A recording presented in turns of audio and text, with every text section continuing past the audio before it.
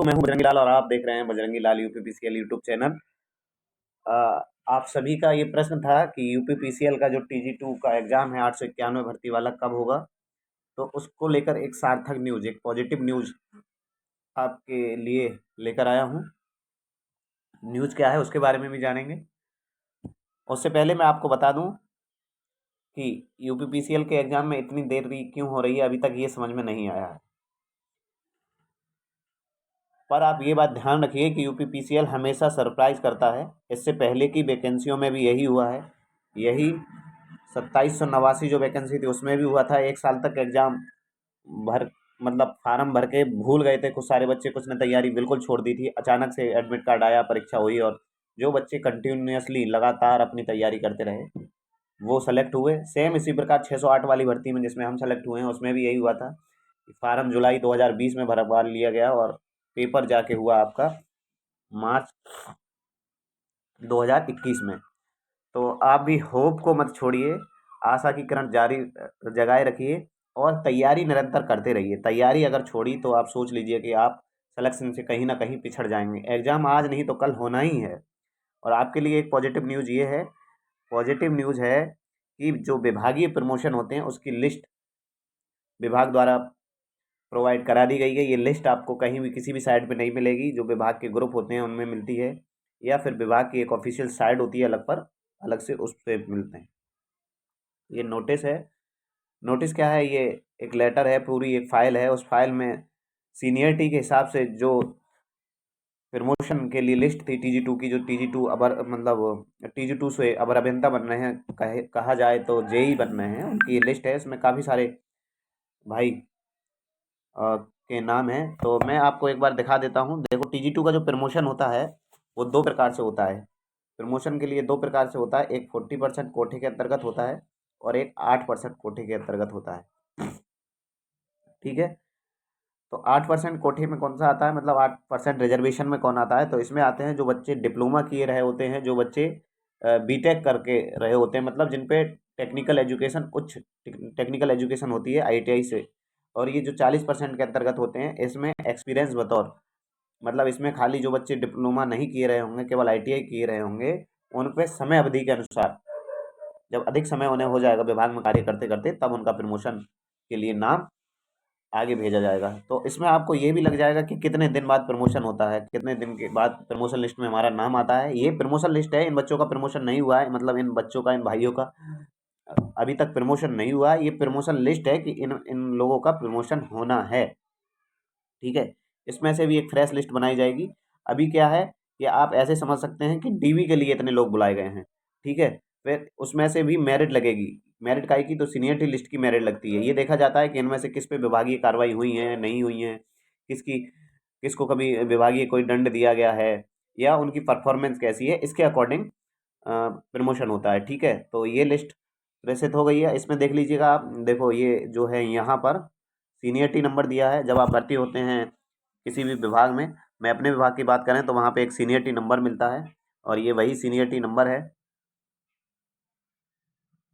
ये seniority number है ये। और ये सेप ID है। सेप ID से हमारे विभाग के अंतर्गत जो भी डाटा किसी भी कर्मचारी का सेव होता है वो सेप ID नंबर से सेव होता है। और सेप ID 6 अंकों की, 8 अंकों की होती है।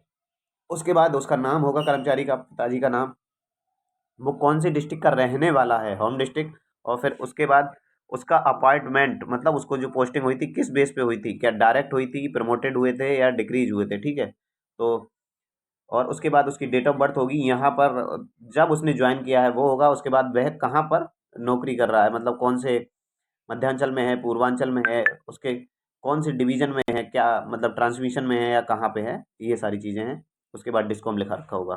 तो देखिए, एक ये कोई नाम है, पहला नाम हम देख लेते हैं, इनकी कब पोस्टिंग हुई है।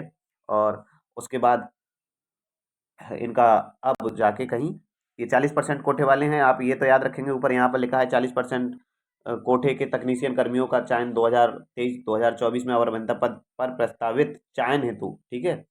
प्रस्तावित चयन हेतु संलग्न अभिलेख, देखो ये सूचना अभिलेख हेतु संलग्न सूची, मतलब इनके जो अभिलेख हैं, इनके जो दस्तावेज हैं वो मांगे गए हैं। और ये चयन सूची है, आप देख सकते हैं। देखो इसमें कोई रमेश चंद्रा जी हैं, लेट राम फैर इनके पिताजी का नाम है, फैजाबाद के रहने वाले हैं। लेकिन मैं चलो इतना बता दिया भी बहुत है, मैं इनकी जो निजी जानकारी है उसको यहाँ पर साझा नहीं करूँगा। डेट ऑफ बर्थ इनकी 1964 आप समझ सकते हैं। और ज्वाइनिंग जो है 1985, मतलब इनको कितना साल हो गया अब जाके इनका प्रमोशन हो रहा है।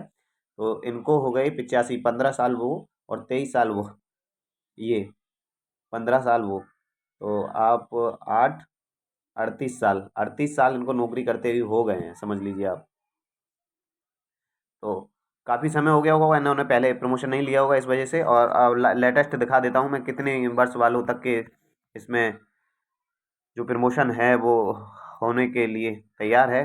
देखिए यहाँ पर कुछ भाई हमारे ऐसे भी हैं जिनकी डेट ऑफ बर्थ 77 है। लास्ट भाई हमने दिखा दिए, EDD इलाहाबाद में पोस्टेड है। इनकी डेट ऑफ बर्थ 77 है। ज्वाइनिंग जो है 16/6/2022, सॉरी 16/6/2012 है, मतलब कहें तो 13, 12 दूनी 24, 11 साल इनको हो चुके हैं और प्रमोटेड हुए थे ये।